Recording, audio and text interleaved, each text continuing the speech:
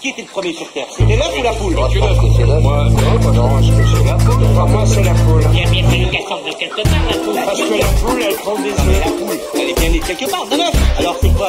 C'est l'œuf ou la poule? L'œuf ou la poule? Nadia et Stéphanie qui vont maintenant nous faire la chronique mathématique, leur chronique mathématique. D'ailleurs, Danny Plouffe adore les maths, alors j'espère qu'il vous écoute. Ben, on espère aussi. Donc. Mais avant de parler de notre sujet de cette semaine, on voulait revenir sur notre chronique du 15 février qui portait sur l'intelligence artificielle et le jeu de Go. On avait entre autres annoncé la victoire du logiciel AlphaGo, donc le logiciel développé par Google face à Fanui, qui était le champion européen du Go. Puis on avait également annoncé le futur affrontement entre AlphaGo et Lee Sedol, qui était lui considéré comme le meilleur joueur mondial. C'était comme une sorte de test ultime pour le logiciel. Et cet affrontement-là est maintenant chose du passé et l'ordinateur a gagné 4 des 5 parties. Donc c'est tout un événement pour l'histoire de l'intelligence artificielle. Donc, on enchaîne avec le sujet de cette semaine et on s'est inspiré de la dernière émission enregistrée en direct dans laquelle on a abordé le réseau Couchsurfing et les liens créés entre les utilisateurs du réseau. Donc, est-ce qu'on peut regarder cette situation-là de façon mathématique? C'est ce qu'on va tenter de faire aujourd'hui en mélangeant maths et sociologie. On va pas parler précisément du réseau Couchsurfing, mais plutôt du phénomène du petit monde. Donc, le phénomène du petit monde, c'est une hypothèse selon laquelle on peut relier un individu à n'importe quel autre par une courte chaîne de relations sociales. Donc, par exemple, on peut dire que je suis à une distance 1 de Nadia parce qu'elle fait partie de mes connaissances. Par contre, je suis à une distance de 2 du grand-père de Nadia parce que je le connais pas, mais je connais Nadia qui, elle, le connaît. Donc, le phénomène du petit monde, ça reprend aussi le fameux 6 degrés de séparation qui dit qu'en choisissant 2 personnes au hasard, elles vont être reliées par une chaîne de relations de longueur moyenne 6. Et on dit que c'est une hypothèse parce que ça reste encore une question ouverte. Il y a encore des études menées sur ce phénomène et ces études-là sont grandement appuyées par des modèles mathématiques. Donc, si on fait l'expérience, on peut dire, par exemple, que chaque personne possède en moyenne 100 connaissances. Donc, si on regarde le réseau de contacts d'Élise, par exemple, elle se trouve à une distance 1 de 100 personnes, qui, elles, connaissent toutes 100 personnes. Donc, Élise se trouve à une distance 2 de 100 personnes fois 100 personnes, c'est-à-dire 10 000 personnes. Donc, chacune de ces 10 000 personnes connaissent 100 personnes. Et donc, Élise se trouve à une distance 3 de 1 million de personnes. En continuant comme ça, jusqu'à une distance de 5, on retrouve 10 milliards, soit plus que la population mondiale.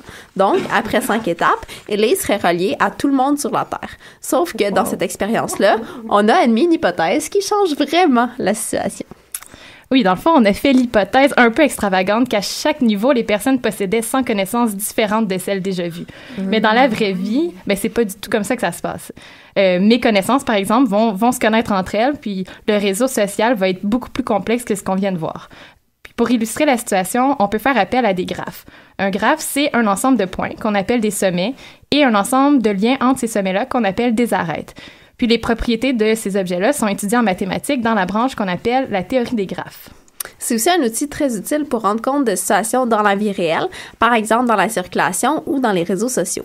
Donc, quand on parle de l'étude des graphes dans le monde réel, on parle plutôt de la théorie des réseaux.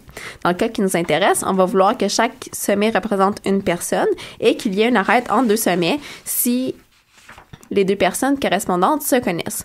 Donc, comme mes connaissances se connaissent souvent, on va avoir des graphes qui possèdent ce qu'on appelle des communautés, c'est-à-dire des amas de sommets qui ont beaucoup d'arêtes entre eux.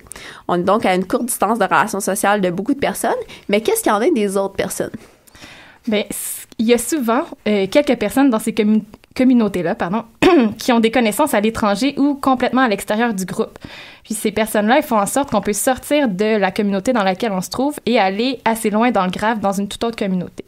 Par exemple, si dans vos connaissances se trouve un hôte de Couchsurfing, donc quelqu'un qui accueille des voyageurs d'un peu partout dans le monde, eh bien là, vous vous trouvez à être à une distance 2 de beaucoup de personnes qui sont très loin de vos connaissances. C'est comme ça qu'on peut se relier aux autres par de courtes chaînes de relations. Sinon, ben, on resterait dans notre communauté sans en sortir ou sans aller vraiment très loin. On peut aussi donc réfléchir aux différences entre un graphe de relations sociales d'une société qui est très hiérarchisée versus une société qui l'est très peu. Donc, dans le premier cas, on risque de retrouver moins d'arêtes qui nous transportent d'un amas vers un autre, alors que dans la deuxième, la mobilité sociale nous permet de créer des liens entre des personnes de différentes classes. Et les techniques de la théorie des graphes ont permis au réseau social Facebook en 2011 de faire une version récente de l'étude du petit monde sur ses 721 millions d'usagers actifs et les 69 milliards de relations entre eux. Donc ça a permis à l'entreprise d'affirmer que la distance entre 2 personnes était plutôt de 4,7. Donc comment en arriver à ce résultat si différent des traditionnels 6 degrés de séparation? Mais d'abord, on pourrait supposer que les relations sur Facebook sont parfois des gens qu'on connaît pas réellement. On pourrait aussi imaginer que les utilisatrices et les utilisateurs de Facebook sont des personnes en moyenne plus sociables et connectées que celles qui ne le sont pas. Par contre, Facebook n'est pas totalement dans le tort. On peut en effet imaginer que le monde rapetisse. Donc, de nos jours, avec les voyages et les communications par Internet, c'est beaucoup plus simple d'avoir des liens avec d'autres communautés qu'à l'époque de la formulation de l'hypothèse il y a presque un siècle. Puis le concept de degré de séparation a un équivalent à l'intérieur de certaines communautés professionnelles. Donc, par exemple, en mathématiques, on a ce qu'on appelle le nombre d'Erdős, qui est le nombre de degrés de séparation avec le prolifique mathématicien Paul Erdős. Donc, ce mathématicien-là a écrit dans les 100 dernières années plus de 1500 articles scientifiques avec 511 différents co-auteurs. On considère qu'il y a une relation entre deux personnes quand ces personnes-là ont publié un article qu'elles ont écrit ensemble. Donc, les 511 co-auteurs d'Erdős ont donc un nombre d'Erdős de 1 et leurs co-auteurs qui, eux, n'ont pas écrit avec Erdős ont un nombre d'Erdős de 2. Et on procède ainsi de suite. Mais même après avoir publié des articles en mathématiques, il y a certaines personnes qui n'ont toujours pas de nombre d'Erdős, malheureusement. Donc, en conclusion, la prochaine fois que vous serez en voyage puis que vous allez rencontrer l'ami de la sœur de la blonde de votre cousin, vous pourrez vous dire que la situation n'est peut-être pas si exceptionnelle que ça. Merci Nadia et Stéphanie. Et la prochaine fois, vous nous donnerez votre nombre d'Erdős. Ah. Moi, c'est 4. Il va falloir travailler encore très fort pour moi.